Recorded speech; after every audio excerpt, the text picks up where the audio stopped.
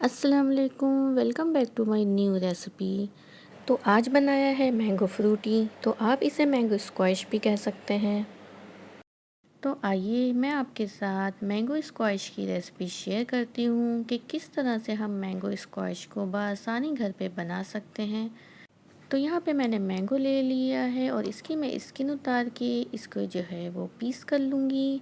तो रफली से हमें इसके पीस करने हैं क्योंकि हमें इसको जो है वो ग्राइंड कर लेना है। तो 4 मैंगो मैंने यहाँ पे लिए थे और जब मैंगो के पीस हो गए थे तो उसके बाद मैंने 2 कैरी भी ले ली थी और कैरी का भी मैंने स्किन उतारने के बाद इसको भी छोटे छोटे पीस में काट लिया था और इसको छोटे ही पीस में काटना है ताकि ये आसानी से ग्राइंड हो जाए।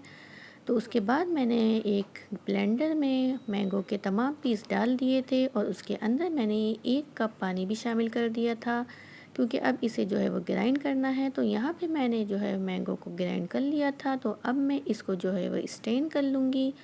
तो स्ट्रेन करना लाजमी है क्योंकि मैंगो के अंदर जो है वो जाल भी होते हैं तो वो जो है हमें निकाल लेना है।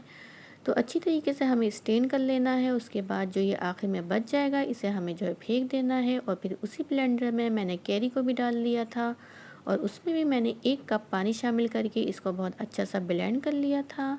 तो यहाँ पे ये बहुत अच्छी सी जो है वो कैरी ब्लेंड हो गई है। तो उसको भी मैं जो हूँ इसी तरह से स्टेन कर रही हूँ। कैरी जो है वो थोड़ी हार्ड होती है और मैंगो जो है वो सॉफ्ट होता है, तो इसलिए मैंने दोनों को अलग अलग ही ब्लेंड किया है।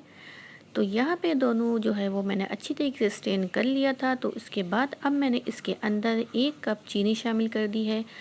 तो अगर आम ज़्यादा मीठे हैं तो उसके लिए 1 कप चीनी सही है और अगर आपके आम जो है वो मीठे नहीं हैं तो आप इसके अंदर ज़्यादा चीनी भी शामिल कर सकती हैं। उसके बाद मैंने इसको जो है वो चूल्हे पे चढ़ा दिया था और मीडियम फ्लेम पे इसको जो है वो हमें पकाना है। तो जब तक इसमें जो है वो उबाल नहीं आ जाता तो इसमें चम्मच जो है वो चलाते रहना है। तो यहाँ पे जो ये अच्छा सा पकने लग गया था और इसके ऊपर आप देख रहे हैं कि इसके ऊपर जो है वो झाग सा आ गया है। तो ये झाग जो है वो चीनी की वजह से होता है कि चीनी में जो है वो थोड़ी गंदगी होती है। तो इस वजह से जो भी ये ऊपर झाग आएगा इसको जो है हमें हटाते रहना है।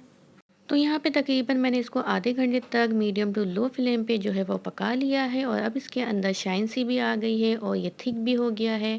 तो अब मैं यहाँ पे इसका फ्लेम बंद कर दूँगी और इसे जो है मैं ठंडा कर लूँगी। तो ठंडा करने के बाद इसको जो है आप बॉटल में स्टोर कर सकती हैं, लेकिन आप इसको जो है 1 वीक तक जो है आप इसको जो है स्टोर कर सकती हैं। लेकिन अगर आपको इसको महीने 2 महीने तक स्टोर करना है तो फिर आप इसके अंदर थोड़ी-सी टार्ट्रिक शामिल कर दें। तो उसकी वजह से आप इसे महीने और 2 महीने तक आराम से रख के पी सकती हैं।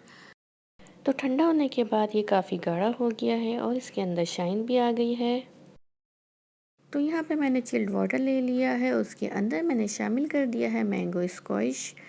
तो आप अगर इसको थिक पीना पसंद करते हैं तो आप इसमें इसकी मिकदार को बढ़ा सकते हैं और बहुत ही अच्छा सा ठंडा करने के बाद आप इसको जो है वो एंजॉय करिएगा। तो आपको ये बिल्कुल जो है वो बाज़ार जैसा लगेगा, वही जो आप बाज़ार से ख़रीद के लाते हैं तो इसका टेस्ट बिल्कुल सेम वही है।